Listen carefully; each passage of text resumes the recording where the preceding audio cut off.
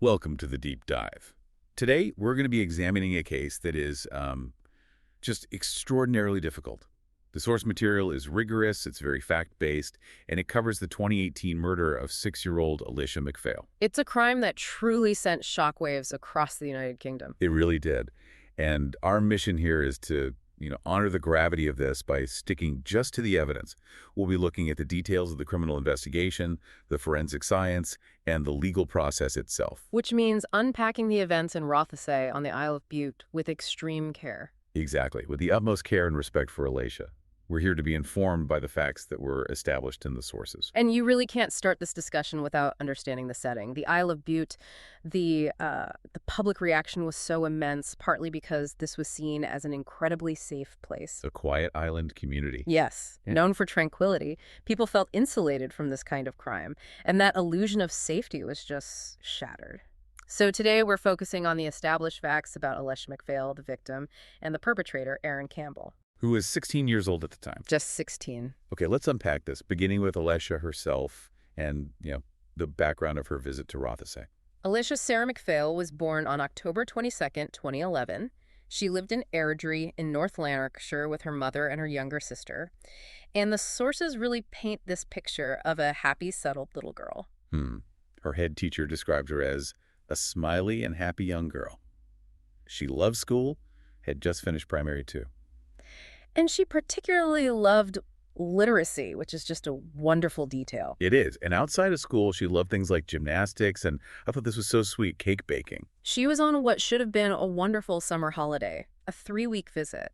But she was only 3 days into that visit with her father, Robert MacPhail, and her paternal grandparents. And they lived in that seafront home in Rothesay. Exactly. The main town on the island. That location. It becomes so vital to understanding how the crime was even possible. The sources repeatedly mention this reputation for security. They do. And that leaving the key in the front door was just common practice. It was normal. It shows this level of trust, of community that unfortunately created the opening for what happened. That sense of safety was essentially weaponized against them. It was. The crime didn't just cause grief. It was a sense of profound betrayal for the community. The one thing they thought they could count on their safety was just gone overnight. We have to turn now to the perpetrator, Aaron Thomas Campbell. The sources give a lot of detail on his background, and it needs very careful examination. He was just shy of 17 when he committed the murder. He had moved to Butte when he was around 4 or 5. So he grew up there. He did, and his early life, according to the records, was very difficult. There are mentions of physical and emotional abuse and very intense arguments with his mother, who struggled with alcoholism. He'd also been tested for ADHD and had a history of self-harm and depression. A very turbulent background. Outwardly, though, he seemed to blend in. He went to the local academy, had friends, went to parties. But underneath that facade, the sources show something much, much darker was developing. They really do. This wasn't something that just came out of nowhere. Not at all. There was a pattern of violent ideation. For instance, when he was just 15, he started thinking about, and his words were, doing something excessive. He specifically mentioned rape. So this was active planning, not just a passing thought. It seems so. And even more chilling, there's a Facebook message from 2017. In it, he wrote, "I might kill one day for the lifetime experience." For the lifetime experience. It's horrifying. It suggests this calculated curiosity, like murder was some kind of item to be checked off a list, not a crime of passion. Which points to premeditation. A developing obsession. And we also know he had actual behavioral issues that needed intervention, right? That's right. He had been in a rehabilitation program because he had been starting fires. So when you put it all together, the self-harm, the depression, the fire starting, and then these explicit messages about killing, you see a clear and very tragic trajectory of escalating destructive behavior. A trajectory that wasn't stopped in time. It wasn't. And before we get into the night itself, we need to establish that link between Campbell and the MacPhail household. It explains why he was even there. The connection was transactional. It was through drug dealing. Campbell knew Alesha's father, Robert MacPhail, and his girlfriend, Toni McLaughlin. Because he bought cannabis from them. On multiple occasions, yes. Now, the sources do confirm those interactions had stopped in early 2018 after a disagreement, but the key point is he was very familiar with their home, their routine, and critically, the fact that the front door was often left unlocked. Let's move now to the timeline. July 1st into July 2nd, 2018. This is crucial for understanding how this unfolded minute by minute. On that evening, July 1st, Alesha was settled into bed in her room. It was on the ground floor, the one closest to the front door. Watching a Peppa Pig DVD. Yes. Her father's girlfriend, Toni McLaughlin, checked on her around 11 p.m. She was fast asleep. At the same time, Aaron Campbell was hosting a party at his house. Right, with about 15 friends. He'd been drinking heavily. And after the party wound down, his night took a much darker turn. A friend actually came back to his house around 12:30 a.m. And what did they find? According to what was later said at trial, the friend found Campbell in bed and described him as being suicidal. They were worried enough that they offered to stay with him. They were genuinely concerned. But Campbell said no. He blamed his state on an argument with his mother. He then told the friend he was going to get stoned. And that's the point where his drug-seeking behavior becomes the catalyst for everything that follows. So after that, he started messaging people, trying to buy cannabis. Yes, including Robert MacPhail. He also called Toni McLaughlin at 1:47 a.m. and 1:48 a.m., but she doesn't answer. So his stated intent, his reason for leaving the house, was to get drugs. That was the initial intent, yes. His destination was the MacPhail property, which was only a 5-minute walk from his own home. He left at 1:04 a.m. And the sources confirm he was armed. He was. He took a kitchen knife from his home, so he wasn't just going to buy cannabis. He was prepared for something else, confrontation or violence. And this is the moment where everything shifts. He enters the unlocked home. He knew the layout. He went straight in. The door to the front room where Alesha was sleeping was slightly ajar, and in that moment, as he later described it himself, that dark impulse he'd been harboring for years just took over. The records show his own words. Yes. His chilling, self-reported realization was, all I thought about was killing her once I saw her. The plan to steal cannabis was just gone, instantly replaced by the intent to murder. He lifted her from the bed. She was likely drowsy, confused, and he left the house without anyone upstairs hearing a thing. He carried her. He walked along the ocean shore toward the south end of Rothesay. At one point, the sources detail, Alesha woke up and asked him who he was. And he lied to her. He lied calmly, told her he knew her father and was taking her home. This just shows such a composed, manipulative nature, even in the middle of this horrific act. He carried her for about 15 minutes to a secluded, overgrown area on the grounds of a demolished hotel. And it was there that he committed the full attack. Yes. In that spot, he carried out the rape and murder. The postmortem confirmed the cause of death was significant forceful pressure to her neck and face. Smothering. The sheer brutality is just evident. After the murder, he immediately began covering his tracks. He did. He threw his clothes, the jacket, joggers, boxers, everything into the sea. He then went home, had a shower, and then, showing just remarkable calculation, he went back to the murder site. Why? To get his phone. He'd accidentally dropped it. He was documented as being back at his own home by 3:35 a.m., having removed most of the immediate evidence from himself. Which brings us to the devastating morning of July 2nd, the search, the discovery. At 6 a.m., Alesha's grandfather, Killen MacPhail, got up for work and saw she was gone. The family knew immediately this was wrong. Her bike was still outside. They started searching frantically. And her grandmother, Angela King, called the police at 6:23 a.m. She did. And at the same time, she posted this urgent plea on Facebook, asking the local community for help. And while this desperate search is going on, Campbell's response is just bone-chilling. Toni McLaughlin remembered he'd called her, so she called him back. At 9:01 a.m., yes. She asked him to keep an eye out for Alesha. And his reply, by text, was just horrific. He wrote, "Sorry doesn't matter," and he included 2 laughing emojis. Laughing emoji. And then followed it up with, "Oh, damn. I'm sure she's not went too far X." Right. This cruel, flippant detachment was one of the first things investigators saw when they looked at the digital records. And tragically, the search didn't last long. No. The police, with a local Coast Guard volunteer, had already found the kitchen knife near the MacPhail's home around 6:55 a.m. Then, at 8:54 a.m., a local man who had seen the grandmother's Facebook post, he found Alesha's body. So, just over 2.5 hours after she was reported missing. Exactly. He found her, lifeless and naked, hidden in that wooded area on the old hotel grounds. The speed of it is just heartbreaking. And the sources note that her mother, Georgina Loughran, who was 70 miles away, actually found out through social media before the police could even get to her. It's an awful detail. This shock just galvanized the community and Police Scotland. They poured resources onto the island, convinced the killer had to be a local, and the critical phase of the investigation began with the postmortem on July 3rd. The details from the pathologist are difficult, but they are absolutely necessary to establish the facts that led to the conviction. The autopsy was conducted by Dr. John Williams. The findings were truly harrowing. Alesha had suffered an astonishing 117 separate injuries. 117. Yes. Some were consistent with being moved through vegetation, but many others were clear signs of extreme violence, of being gripped forcefully. There was evidence of smothering her nose and mouth, and then there were what were described as catastrophic injuries to her genitalia, confirming the sexual assault. The sheer number of injuries speaks to the prolonged and brutal nature of the attack. It does, and it confirmed the cause of death as that significant forceful pressure to her neck and face. So the police had the crime scene, they had the forensic details. Yeah. But what was the turning point? What led them specifically to Aaron Campbell? The turning point came from the most unlikely source. His own mother, Jeanette Campbell. After the police put out a public appeal for information, she decided to check the CCTV camera installed outside her home. And her motive for checking it? Was to clear his name. According to the sources, she just wanted to confirm he wasn't involved, to remove any possible suspicion. But the footage didn't clear him. It did the exact opposite. It captured him leaving the house at 1:54 a.m. with the knife, and then it captured him returning at 3:35 a.m. She must have confronted him. She did immediately, and he just insisted he knew nothing, that he was out buying cannabis. She believed him, but she still took the footage to the police on July 4th, thinking it would prove his story.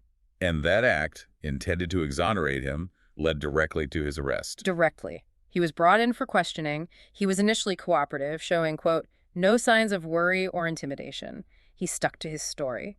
But based on the undeniable timestamps on that footage, he was arrested on suspicion of murder that same day. And was charged the next day. Yes, and after his arrest, he answered no comment to every question. This just overwhelming body of evidence then brought everyone to the trial in February 2019, the High Court in Glasgow. And the prosecutor, Isle MacPhail QC, built a case that was described as virtually airtight. It was. The presiding judge, Lord Matthews, later called the evidence overwhelming. And the prosecution's entire strategy was built on things that couldn't be argued with. Forensic science, digital footprints, and physical evidence. Okay, so let's break down that evidence in detail. Let's start with the CCTV and his movements. Well, the CCTV from his mother's house gave them the bookends, leaving at 1:54 a.m., returning at 3:35 a.m. But police found other footage that filled in the gap. From where? Public cameras, witness cameras. They found footage of someone matching his description walking along the shoreline at 2:25 and 2:26 a.m.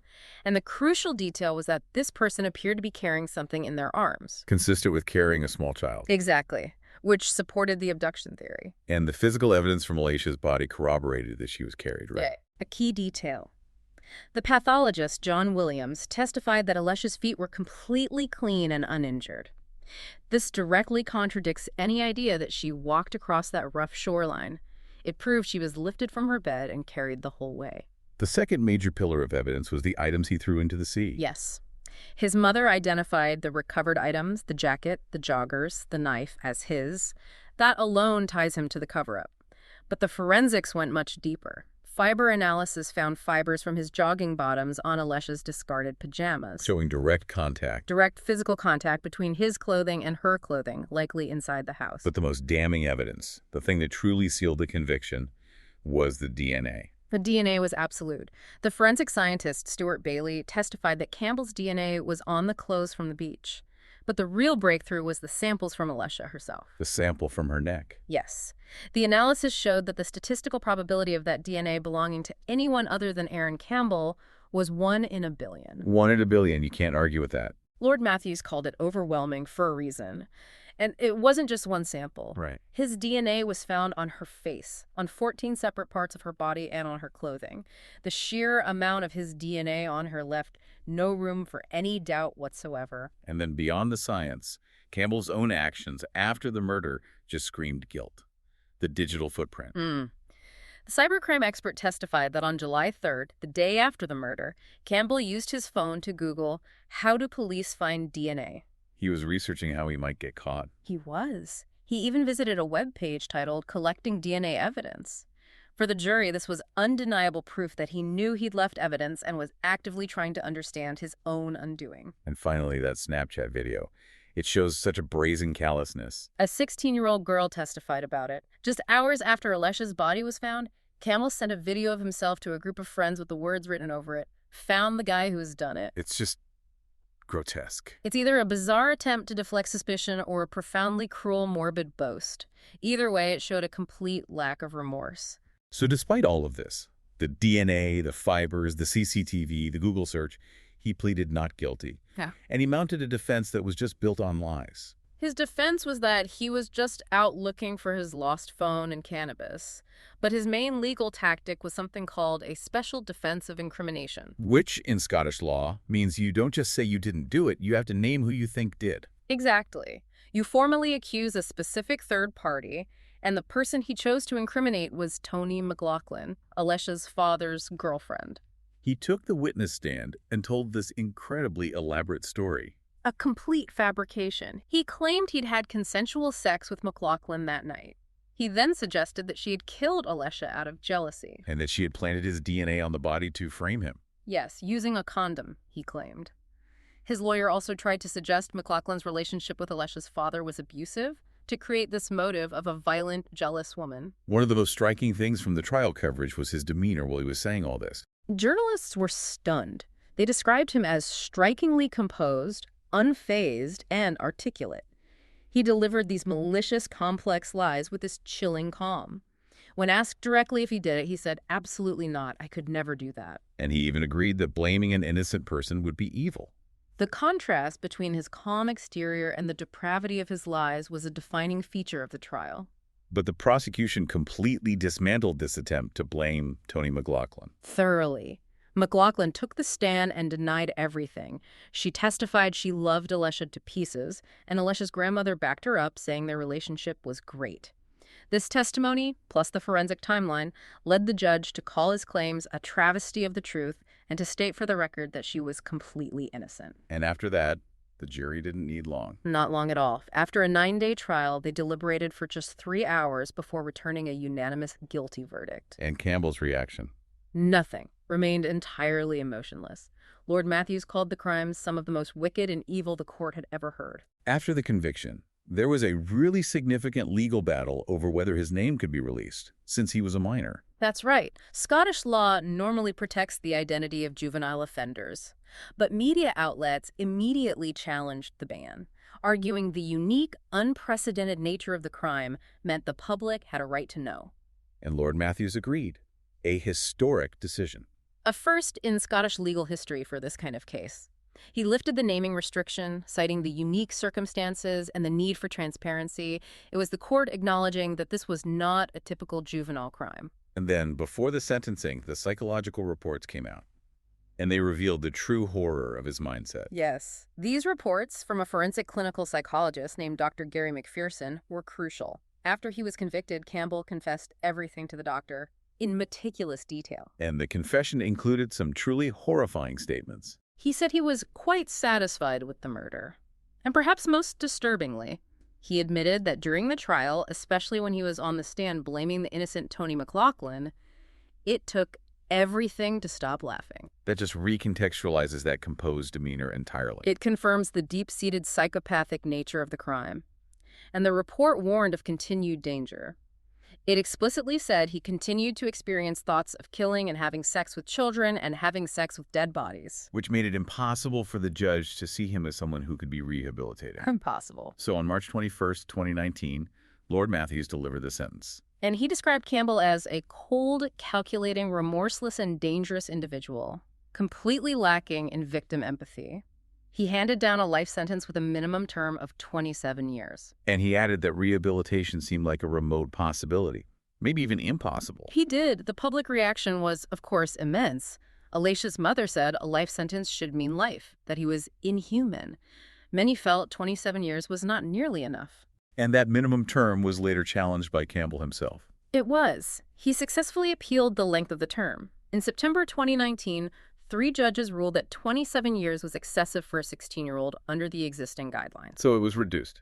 by 3 years down to 24 years.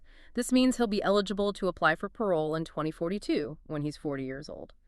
But, and this is critical, the judges stressed that he may never actually be released. Let's shift now to the broader impact. The societal reaction, the debates that this tragedy sparked. The public outrage was just massive. The case was constantly compared to the 1993 murder of James Bulger because of the victim's age and the perpetrator's youth. The shock, as we said, was rooted in Butte being this safe place. The illusion was shattered. And the trial also revealed a different side of Butte, a reality beyond the tourist postcards. It really did. The sources highlight this. The investigation pulled back the curtain on a community dealing with a declining population, economic deprivation, and issues with teenage drinking and drug use. The crime didn't happen in a perfect paradise. It happened in a real community with real challenges. Campbell's age, 16, also prompted this huge national debate about youth violence and what causes it. Everyone was trying to find a reason for something that seemed inexplicable. There was intense focus on his obsession with violent digital content, like the Slender Man meme, and speculation about drug-induced psychosis. It reflected the societal need to find an external cause for such internal wickedness. And it led to a very controversial suggestion about psychological screening for children. Yes, the psychologist who assessed Campbell argued that maybe young children should be screened for psychopathic traits so that aggressive therapeutic intervention could begin before these destructive tendencies manifest. A very controversial idea, but it shows how seriously this conversation was being taken. We also need to address the misinformation that spread in the early days before Campbell was identified. It's a sad common feature of these cases. Before he was identified as a local boy, false rumors started online, pushed by some right-wing commentators claiming the killer was a Syrian refugee. A claim that was completely baseless. And politically motivated. Politicians condemned it immediately as a divisive, hate-filled lie.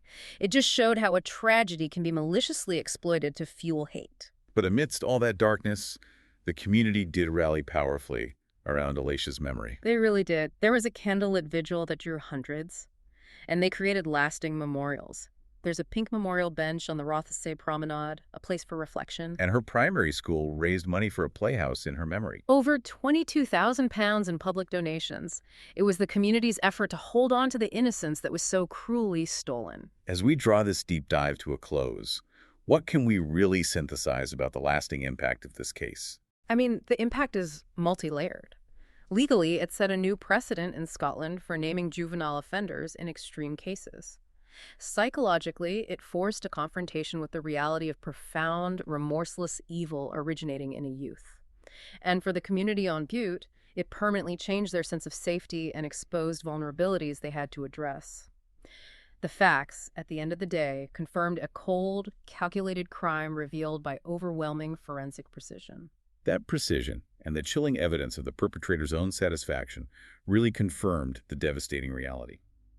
We want to leave you with a final thought, prompted by a comment from Fiona Dyer of the University of Strathclyde after the conviction. She said the nation should use this as an opportunity to understand how someone gets to that point and what can be done when a child is vulnerable to acting in this way. So this raises the essential question for you. Given the extensive evidence of Aaron Campbell's long history of violent thoughts, depression, and destructive behavior, how early should society be compelled to intervene in the lives of vulnerable youth who are displaying such dangerous tendencies?